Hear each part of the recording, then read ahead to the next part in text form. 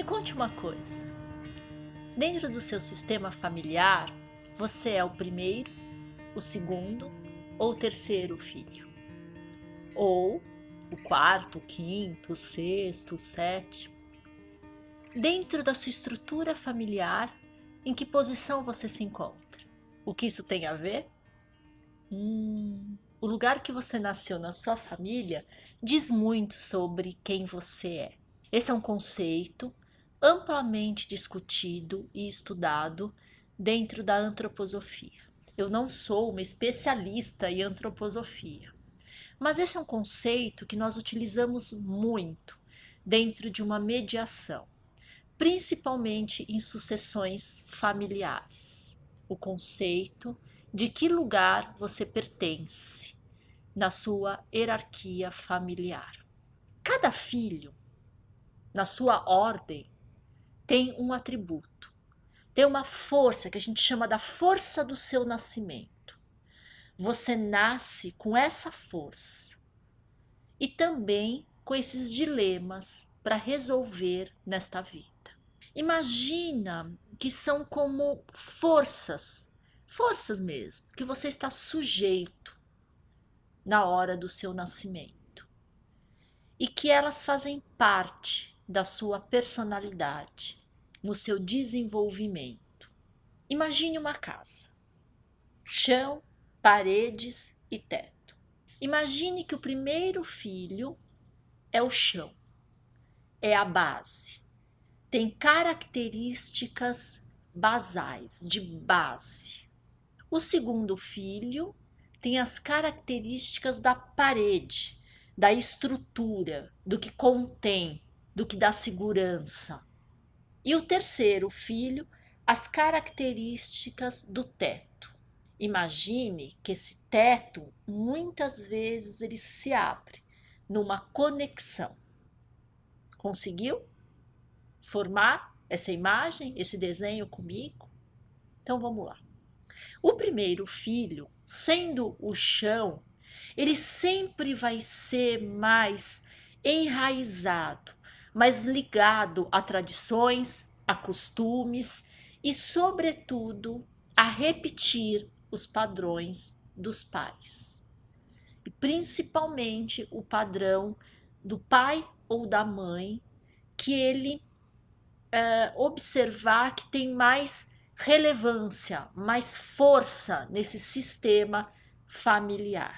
Também pode ocorrer deste primeiro filho, recebendo toda essa carga de herança, ele se rebelar e ir justamente para o padrão contrário. É muito comum você ver um primeiro filho dizendo assim: eu sou muito diferente do meu pai e da minha mãe. Eu não tenho nada a ver, não sei nem para que eu nasci nessa família. Aliás, essa é uma frase que eu recomendo a qualquer ser humano que risque. Risca. Pega o seu caderninho, frase riscada. Você pertence exatamente à sua família de origem. E quanto mais rápido você aprender a reverenciar e a compreender que esta família é sua, mais rápido você crescerá na sua vida e sairá do papel de uma criança imatura. Então veja, você pertence a esta família. Eu lamento se eu te decepcionei. Mas é muito comum as falas de primeiro filho serem contrárias a tudo que vem desta família. Ou esse primeiro filho vai acentuar essa tradição, vai acentuar as crenças desta família. Muitas vezes isso não aparece exatamente no sistema familiar, mas quando este primeiro filho chega no mercado de trabalho, ele faz exatamente igual ao que a mãe e o pai são. E por que isso?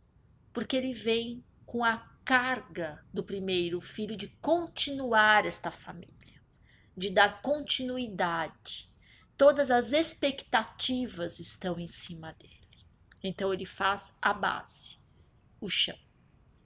Já o segundo filho, na estrutura, ele traz as características de contenção, de ser realmente pilar dessa família.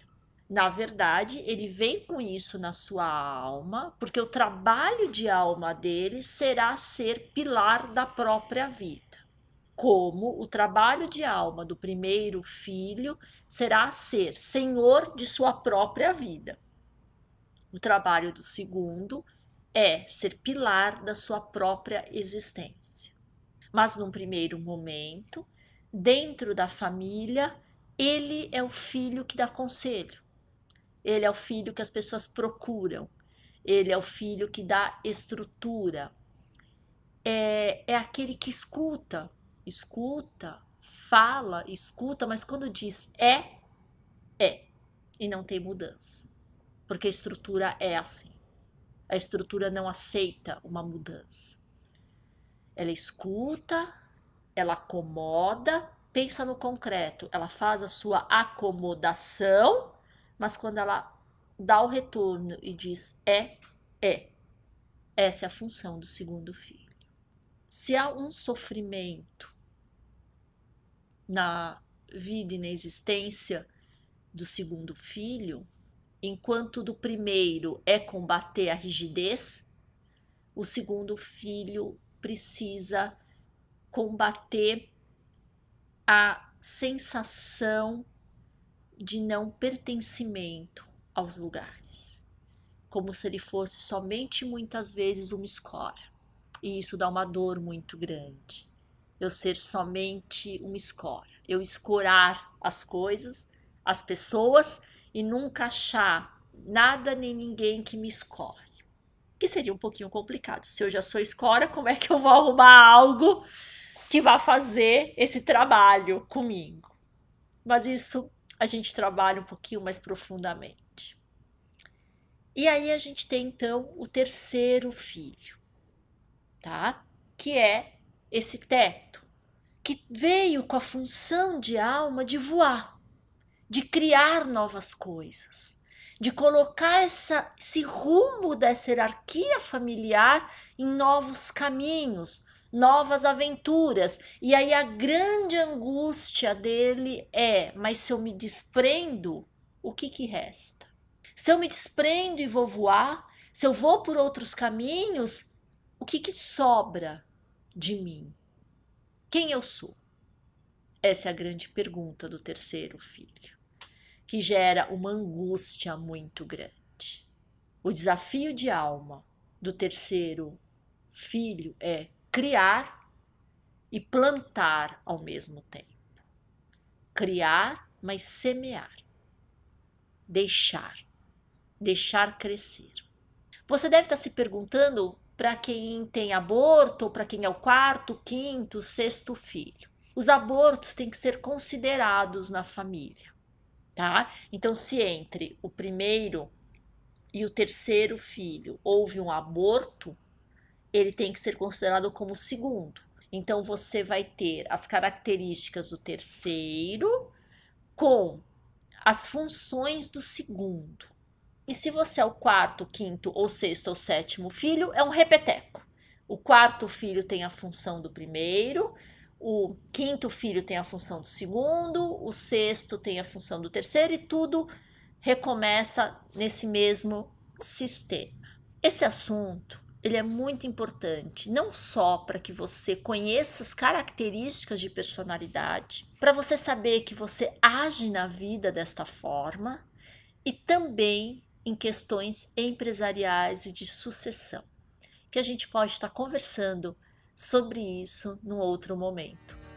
Me conte aqui se bateu, se isso faz sentido para você, se você tem essa angústia do terceiro filho, se você tem essa estruturação do segundo, se você se sente o chão brigando ou defendendo seus pais, me fale como é que isso pode e como isso cai na sua vida. Compartilhe e eu vou dando as dicas de como assumir esses papéis e muitas vezes de como reescrevê-los na sua trajetória. Combinado?